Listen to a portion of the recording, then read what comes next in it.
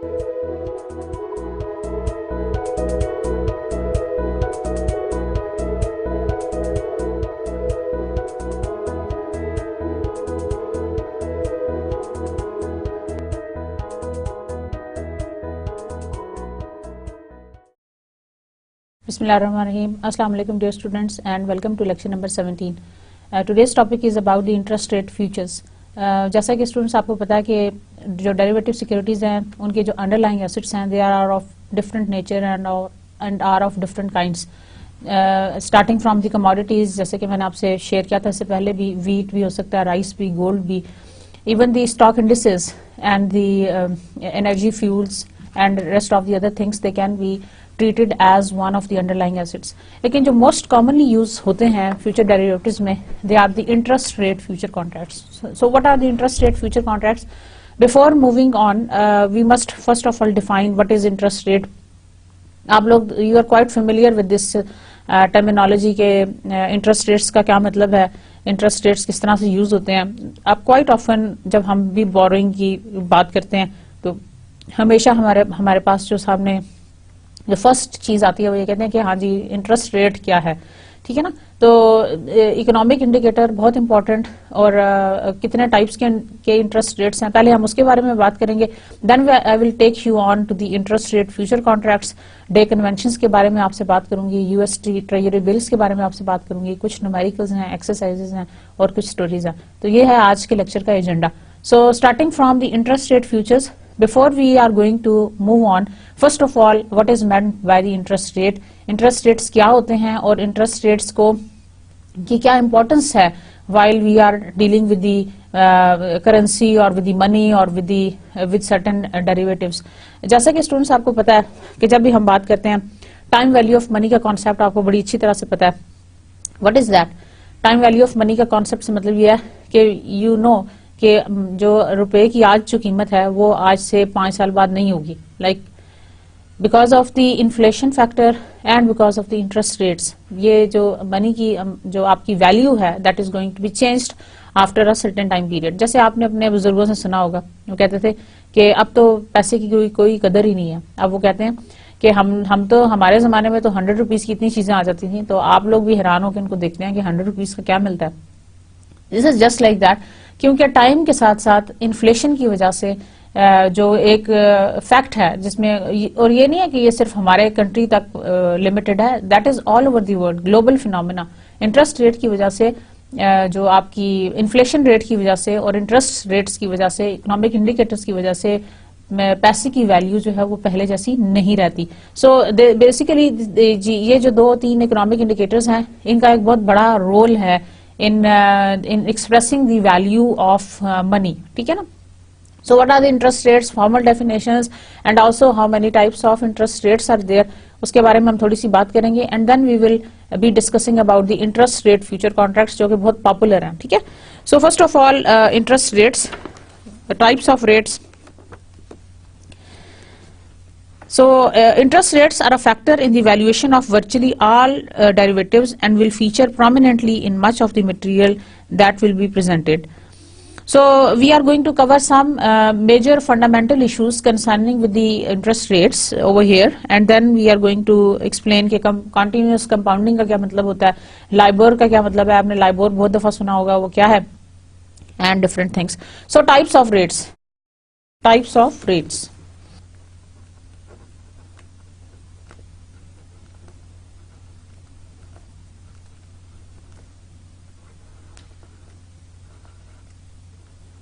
Type of rates.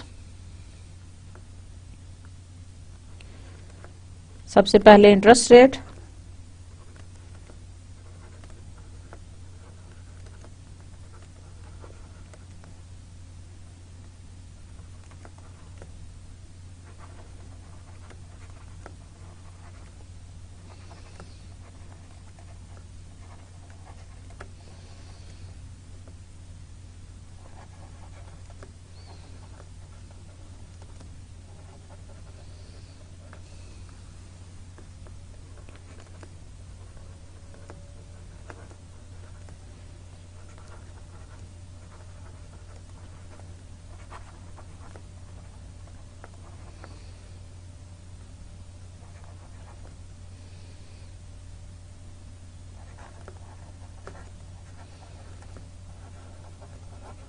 So the interest rate in a particular situation defines the amount of money a borrower promises to pay the lender. यानी borrower जो है वो lender को जो पे करने का promise करता है, that is basically the interest rate. For example, आपने 100 रुपीज, चलें थोड़ी अमाउंट बड़ी कर लेते हैं, लेट्स से आपने 100,000 रुपीज बैंक से लोन लिया और बैंक ने आपको चार्ज किया कि 10% इंटरेस्ट रेट के साथ आप मुझे वापस करेंगे. You are the borrower, bank is the lender. आपने बैंक को ये प्रॉमिस किया कि I am going to give you back this 100,000 rupees after 1 year at 10%. 10% का मतलब ये हुआ, okay, let me define. Suppose ये आप बोरोवर हैं, यू आर बोरोवर, आपने 100,000 का लोन लिया from a bank. Bank is the lender, ठीक है, bank is the lender. Bank ने आपको लेंड किया for 10% interest rate and to be paid back in 12 months और 1 year. ठीक है ना, 1 year या 12 months एक ही बात है. आपने बैंक से लोन लिया 100,000 का and you promise that you are going to pay 10% interest on in 12 months for and you are going to repay it after 1 year. तो 100,000 का 10% कितना हुआ? 1,000. यू नो क्वाइट वेल, सीधी सी वो कैलकुलेशन है, but still I am doing it for you.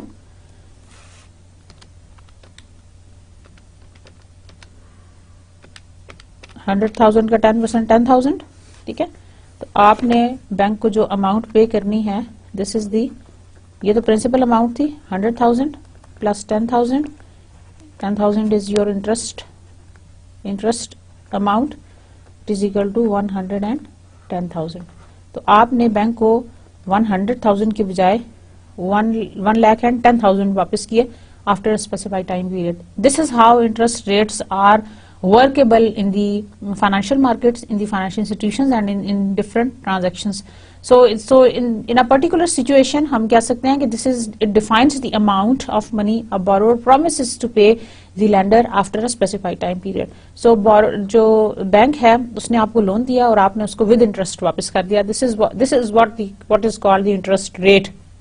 और ये जो आपकी जो आपने अमाउंट उनको एज इंटरेस्ट एक्सपेंस पे किया, इसको हम कहते हैं this amount is termed as, जो 10,000 एडिशनल आप पे कर रहे हो, इसको आप क्या देते हैं?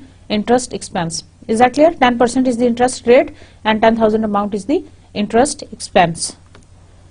So this is about the interest rate. You are pretty aware about this concept. Just to revise it and what it is, या जिन लोगों को थोड़ा सा इसके बारे में क्लैरिफिकेशन नहीं थी इंटरेस्ट रेट्स क्या होते हैं, मैंने आपको एग्जांपल देके बता दिया. Okay, let's move on. For any given currency many different type of interest rates are regularly quoted. अब किसी भी करेंसी के बारे में डिफरेंट तरह के इंटरेस्ट रेट्स कोट किए जाते हैं. उसमें कौन कौन से शामिल हैं? जैसे ये तो लेंडिंग रेट था जो आपका 10%, मैंने आपके सामने एग्जांपल दी. इसी तरह से there are mortgages rate. Mortgage पे अगर आप घर वगैरह ले रहे हैं, हमारे यहाँ इतना ज्यादा ये पॉपुलर कॉन्सेप्ट नहीं है. अब्रॉड ये बहुत पॉपुलर कॉन्सेप्ट है कि आप हाउस जो है वो अपना मॉर्गेज करा लेते हैं और you pay the regular stream of interest payments on that along with the principal, और अल्टीमेटली वो घर जो है ना वो ओनरशिप आपकी हो जाती है. That is a mortgage concept. Mortgage rates होते हैं, they are different. Then there are deposit rates. अगर डिपॉजिट कराने जा रहे हैं उसके रेट्स डिफरेंट हैं, वो भी इंटरेस्ट रेट्स हैं लेकिन they are different rates. Then prime borrowing rate and so on.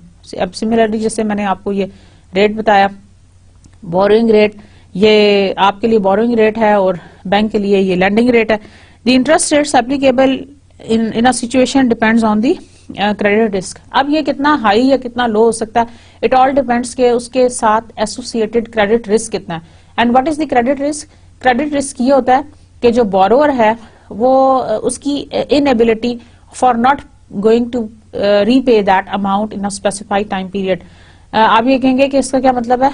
Basically इसका पर्पस ये होता है, क्रेडिट रिस्क से मतलब ये है कि समटाइम्स जो इंडिविजुअल है that is the individual is unable to pay the specified amount in a specified जो टाइम पीरियड है उसके अंदर. अब क्रेडिट रिस्क का मतलब ये है कि वो उसको पे नहीं कर पाएगा. अगर उसका क्रेडिट रिस्क ज्यादा है, ठीक है ना, तो इंटरेस्ट रेट भी आप उसको हाई चार्ज करेंगे। Let me give you an example. अगर कोई कस्टमर ऑलरेडी बहुत ज्यादा बर्डन है, you are a bank and there is a client of you जो ऑलरेडी जिसका जो बैंक का जो लोन है वो ऑलरेडी बहुत बड़ी ह्यूज अमाउंट है, आउटस्टैंडिंग अमाउंट बहुत ज्यादा है, और उसका जो पेमेंट पैटर्न है वो भी इतना ज्यादा बेहतर नहीं है। उसको जो रेट कोट किया जाना चाहिए that must be specifically higher as compare to the interest rate जो किसी और को आप चार्ज करते हैं। सो जो रेगुलर कस्टमर्स हैं या जो अच्छे कस्टमर्स हैं उनके लिए बैंक्स अपने पास डील्स भी रखता है ताकि वो कंपैरेटिवली अच्छे रेट पे या बेहतर रेट पे उनको वो लैंड भी करता है। सो क्रेडिट रिस्क से इंटरेस्ट रेट का बहुत स्ट्रांग रिलेशनशिप है। जितना ज्यादा क्रेडिट रिस्क होगा इंटरेस्ट रेट भी उतना ही हाई आप उससे चार्ज करेंगे। ठीक है ना, जाहिर है जो क्रेडिट रिस्क हाई होने से मतलब यह है कि सिचुएशन जो है वो रिस्की हो गया। जितनी भी ज्यादा सिचुएशन रिस्की होगी उसके हिसाब से जो इंटरेस्ट रेट चार्ज किया जाएगा that is gonna be definitely higher as compare to the normal situation. ठीक हो गया। So higher the credit risk, higher the interest rate that is promised by the borrower. Now the treasury rates. Treasury rates क्या होते हैं?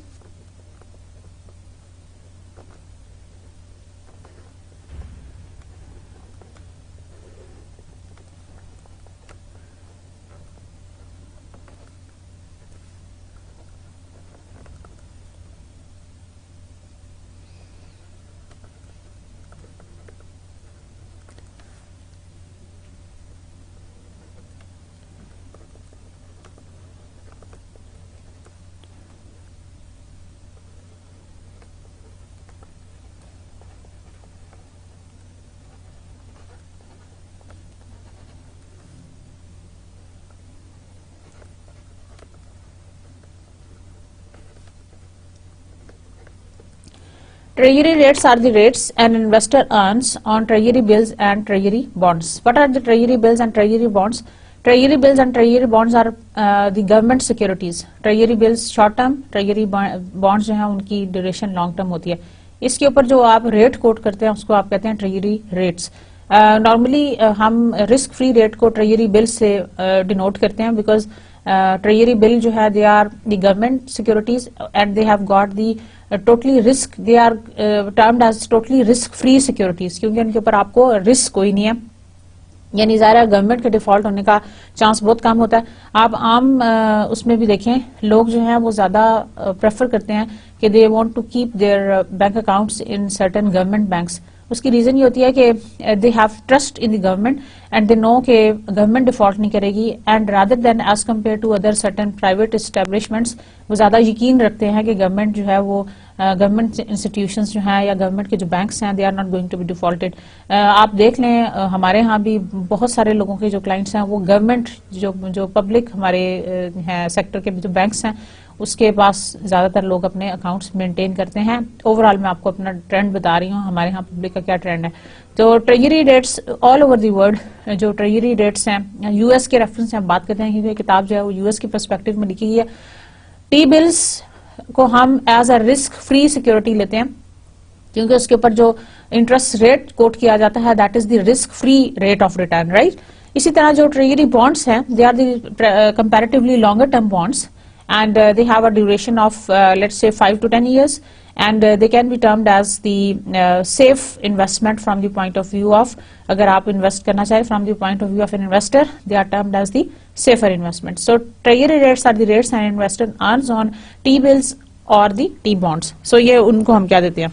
So these are the instruments used by the government to borrow in its own currency. Japanese treasury rates are the rates at which Japanese government borrows in yen. US treasury rates are the rates at which the US government borrows in US dollar and similarly so on. बाकी सारे इसी तरह से. It is usually assumed that there is no chance that government will default on an obligation denominated in its own currency. तो treasury rates कौन से हुए? They are usually totally risk-free securities. So ये वो instruments हैं which are used by the government to borrow in its own currency, ठीक है ना। तो ये गवर्नमेंट जो है वो अपनी ही करेंसी को इस में बोरो करती है, इसलिए इसके ऊपर डिफॉल्ट का चांस बहुत कम है, जैसे कि मैंने अभी आपको एक्सप्लेन किया. It is usually assumed there is no chance that a government will default on an obligation denominated in its own currency. Treasury rates are therefore totally risk-free rates in the sense that an investor who buys a T-bill or a T-bond is certain that interest and the principal payment will be made as promised. अच्छा students, interestingly treasury rates के बारे में जैसे कि मैं आपको बता रही हूँ कि इन्वेस्टर का कॉन्फिडेंस है that they are not going to be, जो है गवर्नमेंट है वो डिफॉल्ट नहीं करेगी, इसलिए पीपल केयर फ्री होके, जो पब्लिक है वो केयर फ्री होके ट्रेजरी बिल्स में और ट्रेजरी नोट्स में इन्वेस्ट करती है, बिकॉज दे नो कि इसके ऊपर जो उनको रिटर्न मिलेगा that is going to be promised, वो प्रॉमिस्ड रिटर्न है जो उसके ऊपर मिलेगा. और मजे की बात मैं आपको ये बताऊं कि ट्रेजरी बिल्स के ऊपर जो रेट कोट किया जाता है that is normally lower as compare to certain other investments, यानी क्योंकि ये टोटली रिस्क फ्री सिक्योरिटीज हैं, तो रिस्क फ्री सिक्योरिटीज का मतलब यह है कि इसके ऊपर जो आपको रेट ऑफर किया जा रहा है वो भी लोअर है as compare to the other rates जो कि आपको नॉर्मली दूसरी सूरत में मिल सकता है. तो treasury rates are therefore totally risk free, क्योंकि आपको जितना अमाउंट प्रॉमिस किया गया है आपको उतना ही अमाउंट उसका वापस मिलने वाला है. Treasury rates are important because they are used to price treasury bonds and are sometimes used to define the payoff from a derivative. However, derivative traders, particularly those active in over-the-counter market, do not usually use treasury rates as risk-free rates. Instead, they use LIBOR rates. अच्छा, derivative market में हम interest rates को use नहीं करेंगे, बल्कि हम यहाँ पे यूज करेंगे लाइबोर को. What is LIBOR? आपने लफ्ज बहुत दफा सुना है, and perhaps you are some of you might be aware about this terminology. LIBOR stands for, L stands for London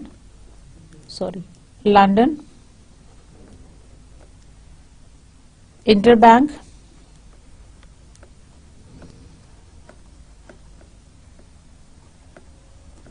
Offer Rate. London Interbank Offer Rate, that is LIBOR. London Interbank Offer Rate, that is LIBOR. अच्छा जी, ये क्या है? A LIBOR quote by a particular bank is the rate of interest at which the bank is prepared to make large whole sum deposit with the other banks. अच्छा, ये वो rate है जो inter bank जिसको आप कहते हैं. Inter bank offer rate का मतलब जैसा कि नाम से जाहिर है कि बैंक दूसरे बैंक के साथ डिपॉजिट करने का जो प्रॉमिस है, जो होल सेल रेट है, उसको हम क्या देंगे? London interbank offer rate, that is LIBOR. Let me write the definition for you. जो बैंक कोई कोट करे ना LIBOR quote by a particular bank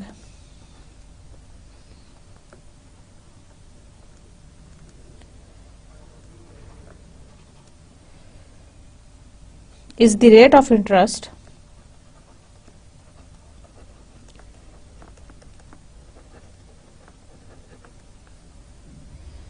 at which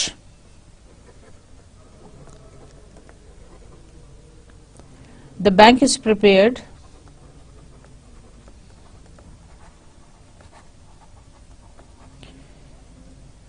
to make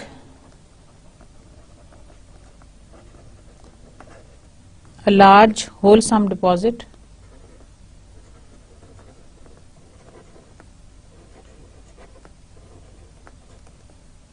with other banks.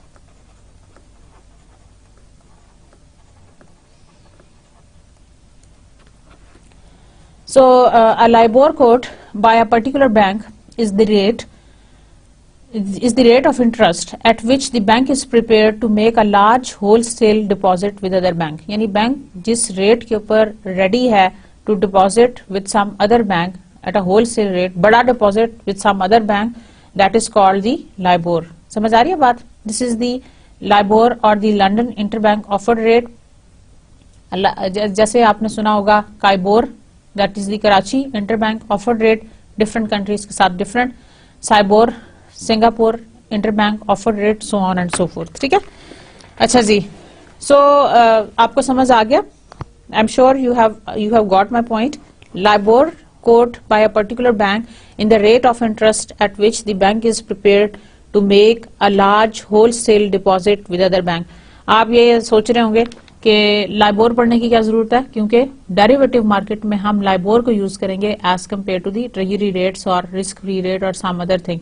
इसलिए LIBOR के बारे में जानना या जो इंटर बैंक ऑफर्ड रेट्स हैं उनके बारे में इंफॉर्मेशन आपको होना बहुत जरूरी है. और ये क्या होता है? That is the rate of interest, जिसमें एक बैंक जो है वो दूसरे बैंक के पास होलसेल रेट पे अपने डिपॉजिट्स रखवाता है. That is called the inter bank offered rate. So large banks and the other financial institutions quote 1 month, 3 months, 6 month and 12 month LIBOR in all major currencies. Here 1 month LIBOR is the rate at which 1 month deposits are offered, 3 month LIBOR is the rate at which 3 month deposits are offered, so on and so forth. तो different time periods के हिसाब से LIBOR के मुताबिक आप 1 month के लिए भी आप डिपॉजिट रखवा सकते हैं, उसका रेट डिफरेंट होगा, 3 month का रेट डिफरेंट होगा एंड 12 months का डेफिनेटली डिफरेंट होगा. सो डिफरेंट करेंसीज में जो LIBOR है वो ऑफर किया जाता है for the interbank transactions. A deposit with a bank can be regarded as a loan to that bank. A bank must therefore satisfy certain creditworthiness criteria in order to be able to accept a LIBOR quote from another bank and receives deposit from that bank at LIBOR. Typically, it must have to have a AA credit rating. Credit ratings देख के आप उस bank का deposit लेंगे. समझ आ रही है? या अगर आप उसके पास बैंक के पास डिपॉजिट रखवाने जा रहे हैं तो you have to look at the credit risk. उसका क्रेडिट रिस्क AA जरूर होना चाहिए. अब AA से क्या मतलब है? AA क्रेडिट रेटिंग्स, जैसे कि आपको पता है स्टूडेंट्स के हम जब बात करते हैं अपनी क्रेडिट रेटिंग एजेंसीज की, जैसे S&P की हमने बात की, स्टैंडर्ड एंड पुअर की, उसमें डिफरेंट रेटिंग्स हैं. आप हर फाइनेंशियल इंस्टीट्यूशन को डिफरेंट रेटिंग्स दे देते हैं based on their credit risk, AA, AAA, so on and so fourth. तो इसके लिए जो ये सिचुएशन मैंने आपको बताई LIBOR वाली, इसके लिए कम से कम जो उसका क्रेडिट रेटिंग है that must be AA, right? So this is about the LIBOR. Then is the repo rate. Interest rate मैंने आपको बताया, पहला हमने किया था ट्रेजरी रेट्स, इंटरेस्ट रेट की डेफिनेशन बताई थी. सेकंड है LIBOR और तीसरा है repo रेट्स repurchase से. So sometimes trading activities are funded with the repo or the repurchase agreement. इसको हमने नाम दे दिया, इसका हमने जो शॉर्ट एब्रीविएशन बना दिया वो है repo rates. So this is the contract where an investor deals who owns securities agrees to sell to another company now and buy them back later at a slightly higher price. अच्छा, ये एक ऐसा एक deal है जिसमें आप अभी बेच देंगे, you agree to sell to another company now, और थोड़े अरसे बाद आप उससे बाय बैक कर लेंगे at comparatively higher price. So this is repurchase. Repurchase से मतलब यह कि आप दोबारा परचेज करेंगे, पहले आप सेल करेंगे and then comparatively higher price पे आप उसको दोबारा परचेज कर लेंगे. The other company is provided a loan to the investment dealer. The difference between the price at which the securities are sold and the price at which they are repurchased is the interest it earns. जब आपने उसको बेचा तो आपने कम price पे बेचा. Let's say हम एक एग्जांपल दे देते हैं कि आपने 500,000 का आपने सेल किया, ठीक है, और जब आपने उसको बाय बैक किया तो आपने 500,000 प्लस 25,000, 5,25,000 का रीपरचेज कर लिया. अब जो इन दोनों के दरमियान में डिफरेंस था दैट वाज ऑफ 25,000, और इसके ऊपर जो रेट आपने अर्न किया है that was basically the repo rate, ठीक है ना, repurchase rate or the repo rate. So the difference between the price at which the securities are sold and the price at which they are repurchased is the interest it earns. This interest rate is referred to as the repo rate. If structured carefully, the loan involves very little credit risk. अच्छा, अगर इसको हम इस तरह की deal को या इस तरह के एग्रीमेंट को अगर हम प्रॉपर तरीके से इसको ऑर्गेनाइज कर लें तो इसके अंदर क्रेडिट रिस्क बहुत कम है, ठीक है. If the borrower does not honor the agreement, the lending company simply keeps the security. आप क्योंकि जो जिसने आपसे रीपरचेज करना है, सिक्योरिटीज तो आपकी हैं, अगर वो डिफॉल्ट करता है तो आप बेहतर है कि आप उसको रखे क्योंकि उसने आपको सेल कर दिया ना, आपने परचेज कर लिया, उसने तो यह प्रॉमिस किया कि आपसे वो दोबारा हायर प्राइस पे परचेज करेगा। तो इसमें क्रेडिट रिस्क अगर आप इसको प्रॉपर तरीके से स्ट्रक्चर करें तो रिपो रेट में जो रीपरचेज एग्रीमेंट्स हैं इसके अंदर आपका क्रेडिट रिस्क बहुत कम होगा। ठीक है। The most common type of repo is an overnight repo. Overnight repo in which the agreement is negotiated each day, जहां पे एग्रीमेंट हर रोज नेगोशिएट किया जाएगा। ओवरनाइट जैसे कि नाम से जाहिर है हर रोज आपसे। However long term arrangements known as the term repos are sometimes used. इसी लेकिन कई दफा यह है कि लॉन्ग टर्म रिपो रेट्स को यूज किया जाता है for the longer term agreements. So students this is about the repo rate. मैं रिपीट करती हूँ कि जहां पे आपकी एक एग्रीमेंट है between you and the buyer, आप सेल करते हो on a specified price and then you promise to repurchase it at a slightly higher price as compare to the previous price. ठीक है। और इसके दरमियान में जो प्राइस का डिफरेंस है that is called the repo और द रीपरचेज एग्रीमेंट। इस फिनोमेना को कहते हैं। और जो रेट अर्न किया है because of the difference in the prices, जो रेट अर्न किया है उसको हमने कह दिया repo rate. Is that clear? Okay, let me write down the definition and then we will move on. So this is the contract.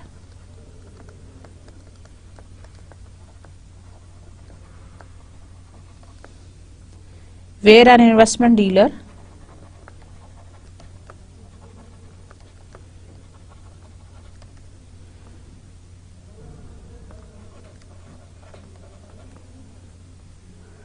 who owns securities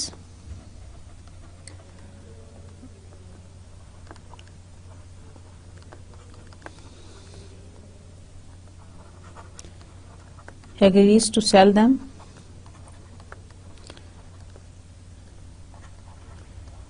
to another company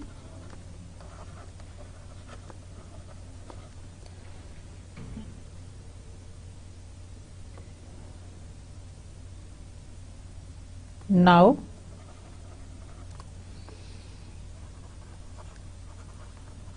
and buy them back later at a slightly higher price. दोबारा आपने उसको buy back किया at a slightly higher price. ठीक है। So the difference between the price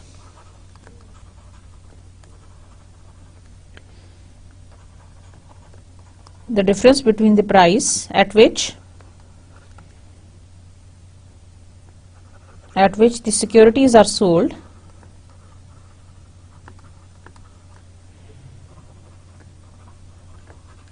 and the price at which they are repurchased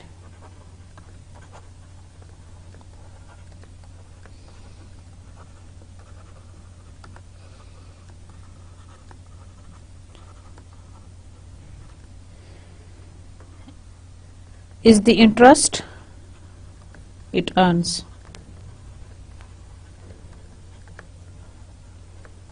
So the difference between the price at which the securities are sold and the price at which they are repurchased is the interest it earns. इसी को हमने क्या दिया? Repo rate. Is that clear? और मैंने students आपको बताया कि अगर हम इसको प्रॉपर तरीके से स्ट्रक्चर करें इस रिपो एग्रीमेंट को, रीपरचेज एग्रीमेंट को, तो इसमें क्रेडिट रिस्क बहुत कम होता है क्योंकि आपने एक दफा सेल कर दिया ना, तो जो जिसको आपने सेल कर दिया सिक्योरिटीज तो उसके पास हैं।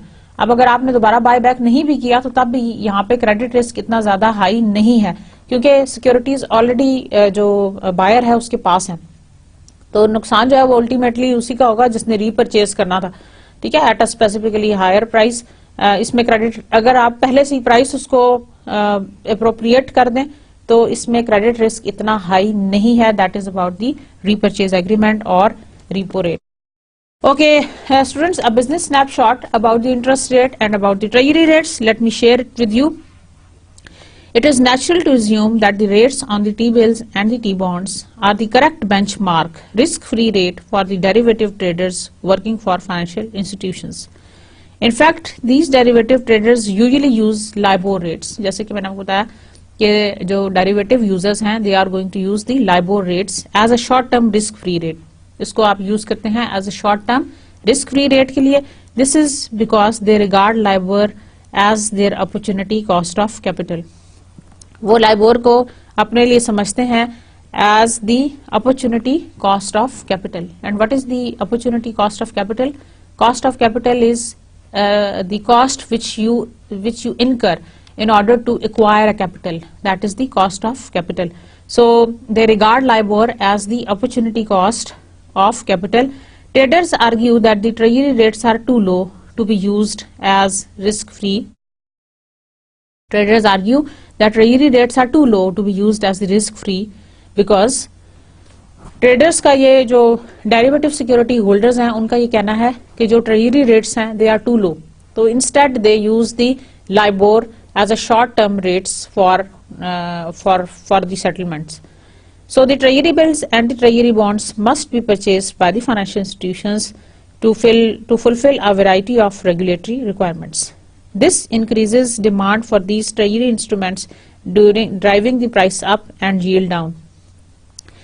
अच्छा जी, अब होता यह है कि जो टी बिल्स हैं और जो टी बॉन्ड्स हैं ये financial institutions they must be purchased by the financial institutions to fulfil a variety of regulatory requirements. अब बहुत सारी रिक्वायरमेंट्स हैं जिसकी वजह से जो ट्रेजरी नोट्स हैं या ट्रेजरी बिल्स हैं या ट्रेजरी बॉन्ड्स हैं they have to be bought by the financial institutions. जब बहुत सारे फाइनेंशियल इंस्टीट्यूशंस टी बिल्स को और टी बॉन्ड्स को परचेज करना शुरू होते हैं तो अल्टीमेटली क्या होता है कि उनकी प्राइस अप हो जाती है. जब प्राइस अप हो जाती है तो जाहिर है उसकी डिमांड ज्यादा हो जाती है ना. अगर सारे फाइनेंशियल इंस्टीट्यूशंस की ये रिक्वायरमेंट है कि that they have to buy the treasury bills and treasury bonds, तो अगर सब ने खरीदना शुरू कर दिया तो क्या होगा, डिमांड ज्यादा हो जाएगी.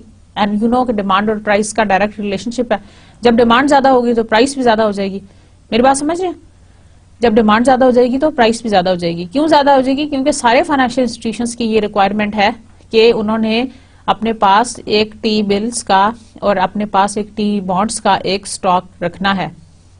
Is that clear? समझ आ रहा है?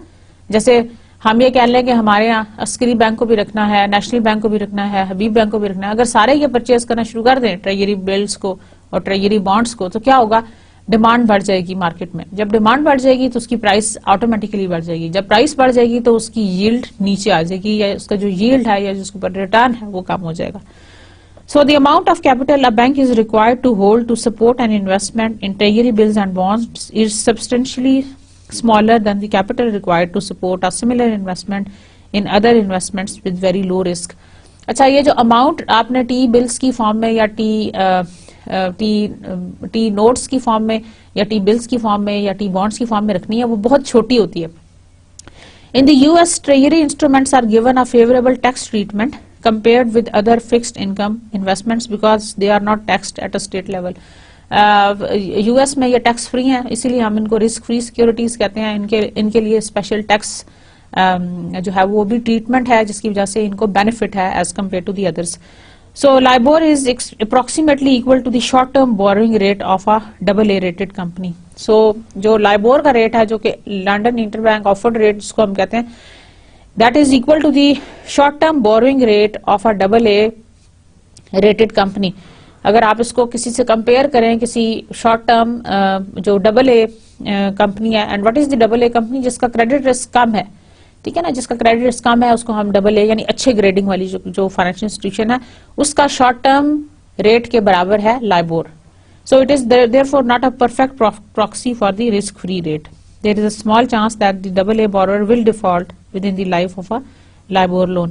अच्छा, अब ये इतनी परफेक्ट प्रॉक्सी नहीं है, लाइबोर जो है वो इतनी परफेक्ट प्रॉक्सी नहीं है फॉर दिस बोरोइंग, क्योंकि फिर भी डिफॉल्ट करने का चांस, इवन AA कंपनी को भी डिफॉल्ट करने का चांस थोड़ा बहुत बाकी रहता है. So this is about the interest, this is about the rates and this is, मैंने आपको 2-3 चीजें बताई, रिवाइज कराती हूँ आपको. Number 1 was the interest rate, मैंने आपको definition बताई, what is meant by that. Then we moved on to the treasury rates. treasury rates क्या होते हैं, जो टी बॉन्ड्स के ऊपर और टी बिल्स के ऊपर आपको ऑफर किया जाता है, that is the treasury rate. Then we talked about the LIBOR. LIBOR is the London Interbank Offer Rate, जो कि एक पर्टिकुलर टाइप का इंटरेस्ट रेट है जिसके ऊपर bank is prepared to make a large wholesale deposit with some other bank. Then was the repo rate. repo rate is the repurchase agreement या between two parties, जिसमें एक party जो है वो दूसरी पार्टी से को पहले सेल करेगी and then it is going to re buy back और to buy back at a particular higher price, a slightly higher price. इन दोनों प्राइसेस में जिसमें उसने सेल किया और जब उसने दोबारा बाय बैक किया, उन दोनों में जो डिफरेंस है प्राइस का, that is the repurchase rate और the repo rate. Is that clear? And then मैंने आपको बताया कि लाइबोर को हम यूज करते हैं डेरिवेटिव सिक्योरिटीज में, फाइनेंशियल डेरिवेटिव्स में, instead of risk free rate. लेकिन साथ ही मैंने आपको ये बताया कि उसका क्रेडिट रिस्क थोड़ा बहुत है as compare to the other. So now measuring the interest rates, जो नेक्स्ट स्टेप है आपका, that is about how would you measure the interest rates. थोड़ी सी हम इस पे बात करेंगे and then we will move on measuring interest rates.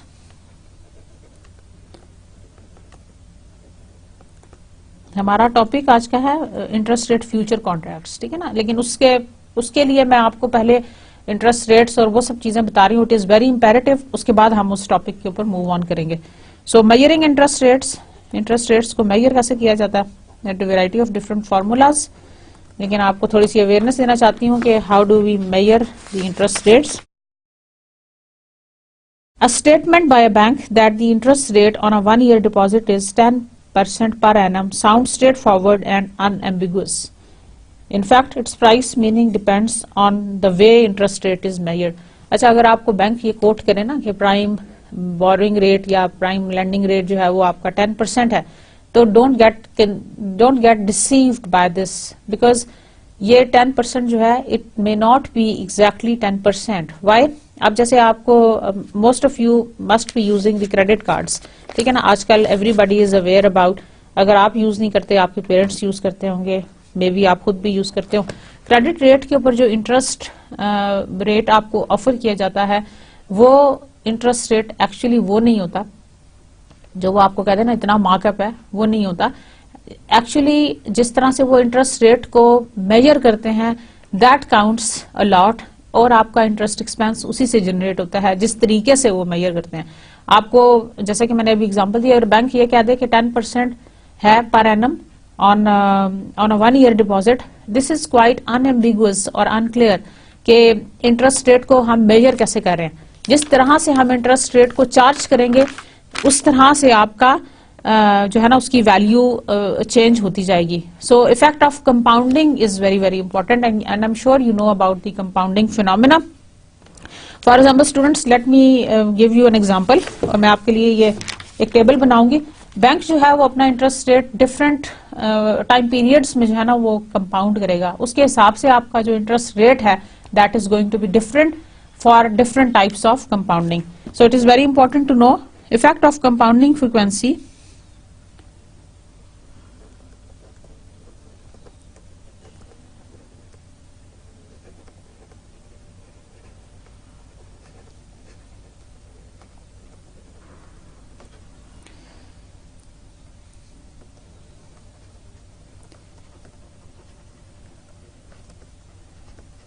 on the value of 100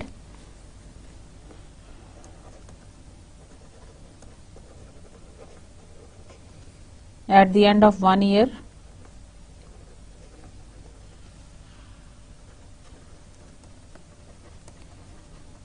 when the interest rate is 10% per annum। अच्छा जी, कंपाउंडिंग फ्रीक्वेंसी बहुत matter करती है, क्योंकि उससे आपकी जो वैल्यू है वो इंक्रीज या डिक्रीज होती है। Value of 100 at the year and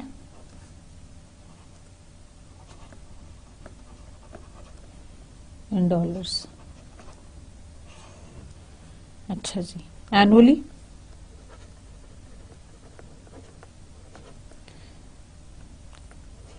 m is equal to 1, semi annually m is equal to, आप बताएं। यस, सेमी एनुअल का मतलब है साल में 2 दफा कंपाउंडिंग होगी, ठीक है। सेमी एनुअल मीन्स साल में 2 दफा, so it is equal to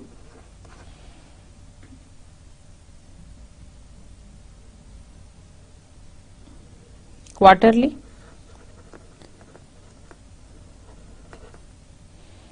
m is equal to 4, एक साल में 4 क्वार्टर्स होते हैं। Monthly m is equal to 12, weekly m is equal to 52, daily m is equal to 365। और इसके अलावा there is another type of compounding, उसका नाम है कॉन्टिन्यूस कंपाउंडिंग। अच्छा, जब m इज इक्वल टू 1 है तो कैसे होगा, दैट इज इक्वल टू जो $100 है पहले केस वाला एनुअल वाला, $100 जो है that is going to grow 0.1 से। इसका फार्मूला है future value is equal to present value 1 plus i raise to power n, ठीक है। So future value is equal to PV कितनी है 100, 1 plus i 0.1 raise to power n that is equal to 1, so it is going to be equal to 100 into 1.1, it is equal to $110। Simple है। So annual compounding में it is equal to $110। Semi annual में कितना होगा, semi annual की calculation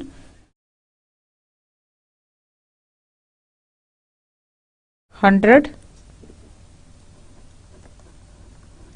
into 1.05, 2 दफा 1.1 का half कर लें आप, 1.1 था ना,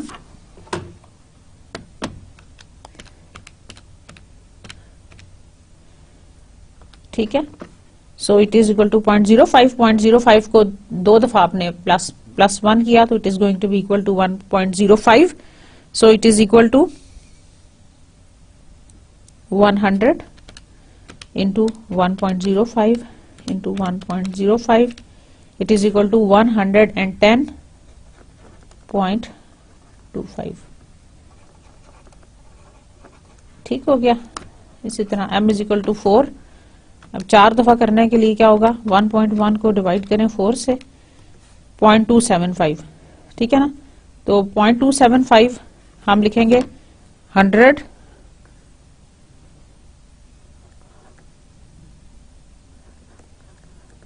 इंटू 1.025 रेज टू पावर 4, यानी इसको 4 दफा इससे मल्टीप्लाई करेंगे तो it is going to give us,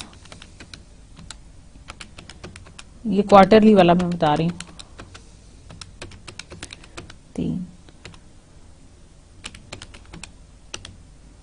110.38। Confirm करें अपने पास। Do you have calculator, calculator खोलें, 100 लिखें उसमें into 1.025 into 1.025 into 1.025 into 1.025, it makes 110.38। 4 दफा आपने इसको मल्टीप्लाई किया, या उसकी रेज टू पावर ले लें, साइंटिफिक कैलकुलेटर आपके पास है तो 2 दफा कंपाउंडिंग में ये आ गया, 4 दफा कंपाउंडिंग में। आप स्टूडेंट्स देखें कि जैसे जैसे हम कंपाउंडिंग पीरियड्स को इंक्रीज करते जा रहे हैं, हमारी जो वैल्यू ऑफ 110 है वो इंक्रीज करती जा रही है। 100 को अगर हम स्ट्रेट एक दफा कंपाउंड करें तो वो 110 बनती है, अगर हम उसकी साल में वही 10% है हमारे पास, लेकिन अगर हम उसकी कंपाउंडिंग साल में 2 दफा करें तो हमारी वैल्यू बन जाती है 110.25। अगर हम उसी वैल्यू को साल में 4 दफा कंपाउंड करें तो it's value becomes 110.38, so on and so fourth. और तो आप देख लें स्टूडेंट्स के कंपाउंडिंग कितनी दफा है साल में, उससे लार्जली डिपेंड्स के आपकी वैल्यू के ऊपर कितना इफेक्ट आ रहा है, जैसे कि आप देख सकते हैं। एंड जस्ट इमेजिन कि आपके इंटरेस्ट एक्सपेंसेस जो हैं वो कितने ज्यादा हो सकते हैं अगर आप अपनी इन वैल्यूज को अगर आप अपनी कंपाउंडिंग्स को ज्यादा से ज्यादा करते जाएं। लाइक अगर आप एनुअल कंपाउंडिंग करें तो 100 मेक्स ओनली 110, 0.0। लेकिन अगर आप सेमी एनुअल कंपाउंडिंग करें with the same interest rate that is quoted as 10%, तो आपकी जो वैल्यू है दैट इज इक्वल टू 110.25। अगर आप उसको साल में 4 दफा कंपाउंड करें तो आपकी वैल्यू बन जाती है 110.38। अच्छा, इसी तरह अगर आप इसको 12 टाइम्स या आगे करते जाएं तो late me right it down for you, it becomes, इसको अपने पास आप कैलकुलेट करके कंफर्म कीजिएगा, 110.47 एंड सिमिलरली 110.51। आप देख लें ये वैल्यू बढ़ती जा रही है, ठीक है ना। और अगर ये हमारी अमाउंट्स बहुत बड़ी हों तो, और जो होल सेल रेट है अगर हम उसके ऊपर कर रहे हैं और इंटर बैंक ट्रांजेक्शन्स हो रही हैं, तो जस्ट इमेजिन के ये जो वैल्यूज हैं, पॉइंट्स वाली वैल्यूज हैं, वो मिलियंस में चली जाती हैं। सो दैट इज हाउ जो जितने भी आपके क्रेडिट कार्ड्स होल्डर्स हैं they must be cautious about this के जो इंटरेस्ट रेट है they are charging it on daily basis, या कंपाउंडिंग जो है उनकी कंटिन्यूस बेसिस के ऊपर होती है, या जो उन्होंने एक्चुअली कोट किया होता है आपको prime rate that is the same in fact, लेकिन कंपाउंडिंग करने का जो तरीका है उसकी वजह से जो अमाउंट्स हैं they are pretty different. So this is about measuring the interest rates. Now another kind of a rate that is the zero rate.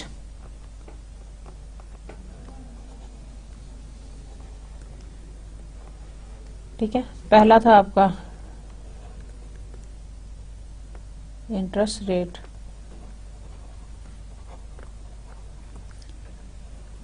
Treasury rate,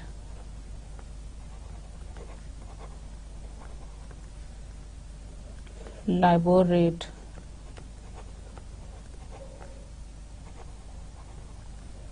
repo rate, and now the zero rate। अच्छा जी, zero rate क्या होता है? Zero rate is the n year zero coupon interest rate is the rate of interest earned on an investment that starts today and lasts for n years। अच्छा, एक ऐसा interest rate जो आज से शुरू हो रहा है लेकिन जो n है that is not specified, that is it ends for the n number of years, that is not known। All the interest and the principal is realized at the end of n year, there is no intermediary payments। अच्छा, जितना भी interest है और payment है वो साथ साथ नहीं दिया जाता बल्कि उस एन पीरियड के इख्तिताम पे दिया जाएगा, that is called the zero. जैसे आपके जीरो कूपन बॉन्ड्स होते हैं ना, वो आपको एंड के ऊपर आपको इंटरेस्ट और प्रिंसिपल जो है वो वापस होगा, दरमियान में आपको कोई भी regular stream of payments of interest नहीं मिलेगा, that is called the zero coupon bond. The n zero coupon interest rate is sometimes also referred to as a n year spot rate and the n year zero rate or just n year zero। Is that clear? So this is how many of the interest rates we observe directly in the market are of not pure zero rates।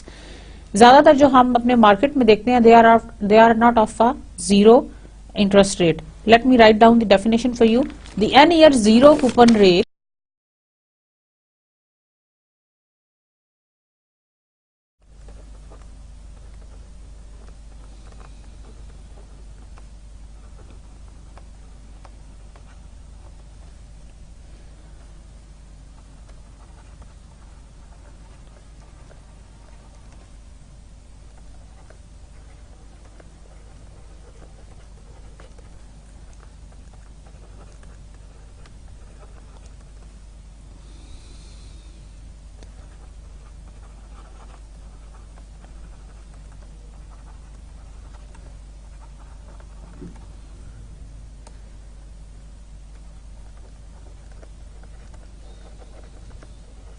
that starts today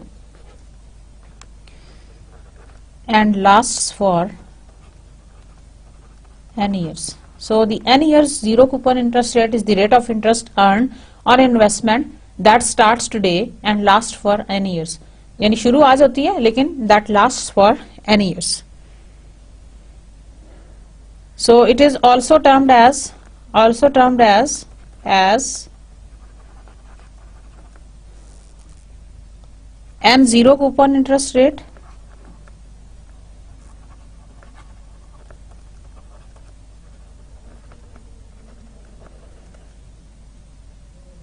n year spot rate,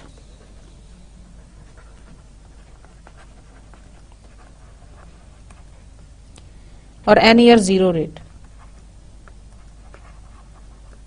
N year zero rate, ठीक है। So the all the interest and the payments which is realized, that is going to be given at the end of the period, ठीक है। All the interest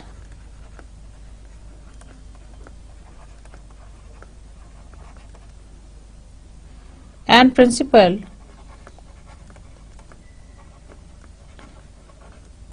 is realized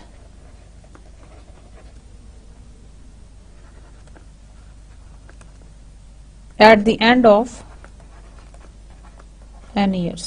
अच्छा, जैसे मैंने अभी आपको बताया सेमी एनुअल कंपाउंडिंग का concept, if it is annual compounding तो it is going to be given in a 1 year, ठीक है। And if it is a semi annual तो हम ये साल में उसको 2 दफा पेमेंट करेंगे। लेकिन if it is a 0 year और अ 0 ईयर स्पॉट रेट, तो then we are going to pay all the payments by the end of this particular time period. So all the interest and principal is realized at the end of the n years.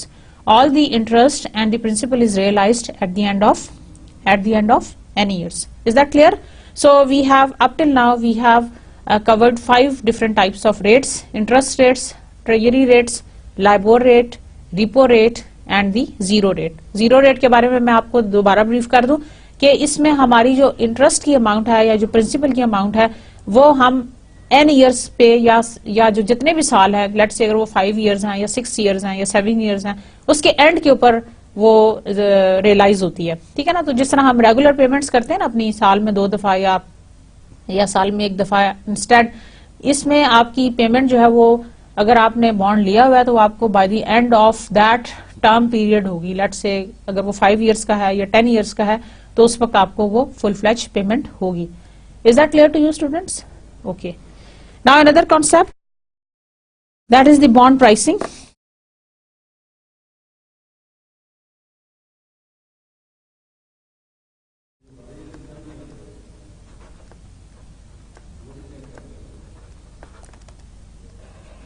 Bond pricing क्या है?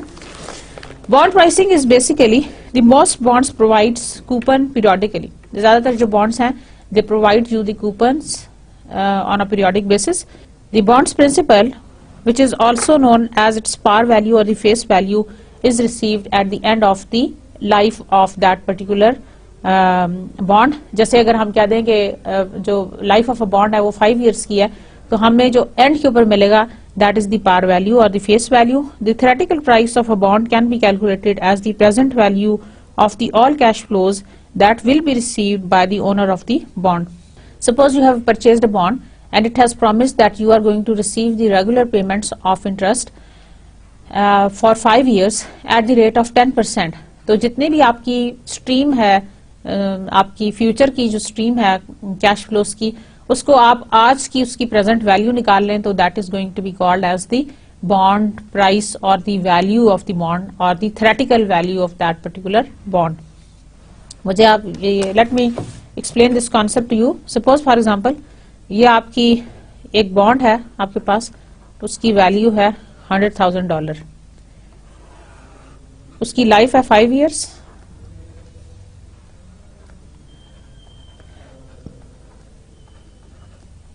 ठीक है। इसके ऊपर जो late से हमें जो इंटरेस्ट जो जनरेट हो रहा है दैट इज 10%, और उस हिसाब से ये बन गया 10,000।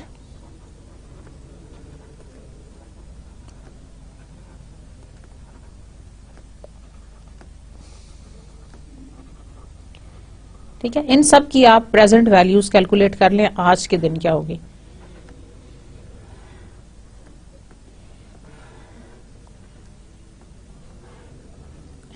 इन सब जितने भी 10,000 आपको अगले 5 सालों में मिलना है, आप उसकी वैल्यू आज कैलकुलेट कर लें कि उसकी प्रेजेंट वैल्यू क्या होगी। That is the theoretical value of this particular bond. समझ आ रही है ना? अगर हम इसकी वैल्यू आज कैलकुलेट करना चाहें कि ये जो बॉन्ड जो जिसका कूपन जो है वैल्यू है दैट इज 100,000 और वो हमें 10% इंटरेस्ट ऑफर कर रहा है, तो और इट इज गिविंग अस, इसकी 5 इयर्स की लाइफ है and every year they are going to generate 10,000 per month के हिसाब से। तो 10,000 के हिसाब से इनकी जो इन सारे कैश फ्लोज की जो प्रेजेंट वैल्यू बनेगी, that is going to be called as the present value of all these things. So ये जो इस पर्टिकुलर बॉन्ड की जो वैल्यू है, that is the theoretical value is the जो इस बॉन्ड की है वो आपकी प्रेजेंट वैल्यू होगी अगर हम इन सारे कैश फ्लोज को डिस्काउंट बैक करें आज के दिन पे. Is that clear to you students? तो ये आपका है बॉन्ड की प्राइसिंग का concept. I am sure you are pretty clear about all these concepts. And now let's move on to the interest rate futures, जो कि मैंने आपसे प्रॉमिस किया था कि मैं आपको once we are done with this we are going to continue. इसको समराइज करते हैं पहले. The two important interest rates for the derivative traders are the LIBOR rate and the Treasury rates. Treasury rates are the rates paid by the government on borrowing in its own currency. LIBOR rates are the short-term lending rates offered by the bank in the interbank market. The compounding frequency used for an interest rate defines the unit in which it is measured. The difference between the annual compounding rate and a quarterly compounding rate is analogous to the difference between a distance measured in miles and a distance measured in kilometers. Traders frequently use continuous compounding when analyzing the value of the derivatives. So traders जो है वो usually they analyze the value of the derivatives while they are using these things. So moving on, interest rate futures के हवाले से आपसे थोड़ी सी मैं बात करूंगी. What is meant by the interest rate futures? Okay, interest rate futures. As we have covered the future contracts, जैसे कि स्टूडेंट्स आपको पता है अभी तक हमने फ्यूचर कॉन्ट्रैक्ट्स कमोडिटीज के ऊपर, स्टॉक्स के ऊपर, इंडिसेस के ऊपर एंड इवन करेंसी के ऊपर जो फ्यूचर कॉन्ट्रैक्ट्स हैं वो अभी तक हम पढ़ चुके हैं और मैंने आपको उसके बारे में एक्सप्लेन किया था. लेकिन आज जो हम पढ़ेंगे that is about the interest rate future contracts और इसी कनेक्शन को हम आगे लेके चलेंगे अगले लेक्चर्स में, जिसमें आपको बताया जाएगा कि अगर फ्यूचर कॉन्ट्रैक्ट्स का जो अंडरलाइंग एसेट है वो इंटरेस्ट रेट हो या अगर हम इंटरेस्ट रेट की बेसिस के ऊपर अपने फ्यूचर कॉन्ट्रैक्ट्स को नॉमिनेट करें तो what is going to be the difference. So we have already seen के कमोडिटीज के ऊपर जो आपके फ्यूचर कॉन्ट्रैक्ट्स हैं वो किस तरह से वर्कआउट कर रहे हैं, स्टॉक इंडिसेस के ऊपर किस तरह से काम कर रहे हैं. We have seen that how they can be used for hedging and how the future prices are set. आपको मैंने एक्सप्लेन किया था कि हेजिंग के लिए हम उनको किस तरह से यूज कर सकते हैं. हेजिंग की बहुत डिटेल हमने पढ़ी है और हमने डिफरेंट कैलकुलेशंस भी की हैं और मैंने आपको बताया कि हम इसको किस तरह से यूज कर सकते हैं. This chapter is going to explain about the popular treasury bonds and the euro dollar future contracts that trade in the US. तो मोस्टली जो आपके ट्रेजरी बॉन्ड्स हैं और जो यूरो डॉलर फ्यूचर कॉन्ट्रैक्ट्स हैं, यूरो डॉलर फ्यूचर कॉन्ट्रैक्ट्स जो ज्यादा trade हो रहे हैं यूएस में, ये उसके बारे में बताएगा. Many of the interest rate future contracts throughout the world have been modelled on these contracts. और इंटरेस्टिंगली जितने भी दुनिया भर में interest rate future contracts trade हो रहे हैं वो सारे इसी मॉडल के ऊपर ट्रेड हो रहे हैं. आप कहेंगे कि इसको आप ये समझ लें कि इस मॉडल को हमने एज अ बेंचमार्क हमने सेट कर लिया है और इसी मॉडल की बेसिस के ऊपर हम दुनिया भर में जितने भी फ्यूचर कॉन्ट्रैक्ट्स ट्रेड हो रहे हैं ये सारे उसी बेसिस के ऊपर ट्रेड हो रहे हैं. So the treasury bonds and the euro dollar future contracts ज्यादा पॉपुलर हैं और जितने भी इंटरेस्ट रेट फ्यूचर कॉन्ट्रैक्ट्स दुनिया भर में ट्रेड हो रहे हैं उन्होंने interest rate future contracts of US को लेके उसको एज अ मॉडल लेके उसके ऊपर अपना बिल्ड किया. So the first concept in this is about the day count conventions. The day count defines the way in which interest accrues over time. जैसे कि अभी मैंने आपको जो इंटरेस्ट रेट के बारे में मैं आपको बता रही थी उसको बताने का बेसिकली पर्पज ही ये था ताकि आपको समझ आ जाए कि इंटरेस्ट रेट्स को हम एक्रू किस तरह से करते हैं over a period of time और हम किस तरह से डिफरेंट टाइमिंग्स में या जो कंपाउंडिंग है उसका क्या इम्पैक्ट होता है on the future value of the dollar amount. So the day count defines, day count को हम डिफाइन करेंगे. आप कहेंगे what is meant by day count? Day count defines the way in which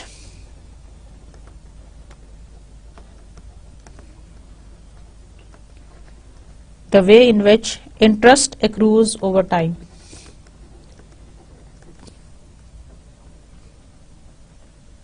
the way in which interest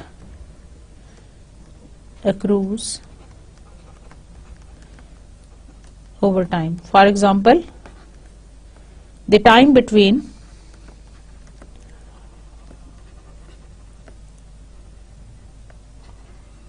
coupon payment.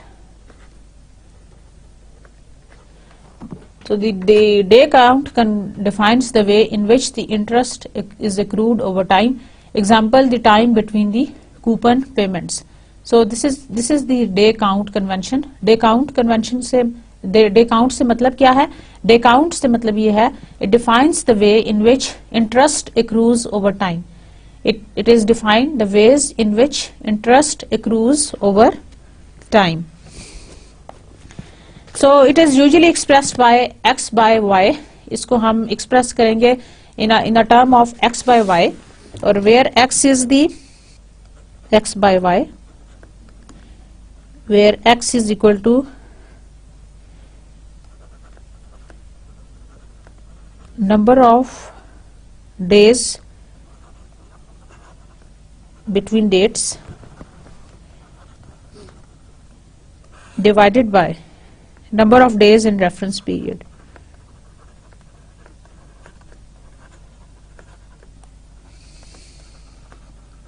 ये मैं अभी आपको explain करूंगी कि क्या है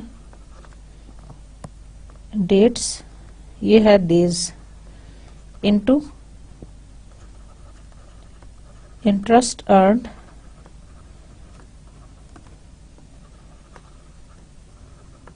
in reference period. So x by y, x is equal to number of days between dates, number of days between dates divided by number of days in the reference period multiplied by the interest earned in reference period. So this is the formula for the day count convention, and we will be talking more about it, about this particular day convention in the next lecture. Hope you have enjoyed this lecture. Just revised all the concepts about the interest rates, the types of interest rates जो मैंने आपको explain किए, and I'm sure you know about the compounding phenomena and how does it affect the value of a particular currency. अगर हम compounding को once की बजाय twice करें, semi annual करें, quarterly करें, and so on. We also discussed about the different types of interest, and we started with the interest rate future contracts. क्या होते हैं, किस चीज के ऊपर बेस करते हैं, and day count convention क्या होती है. So thank you very much, dear students, for your patience. See you next time. Take care and Allah Hafiz.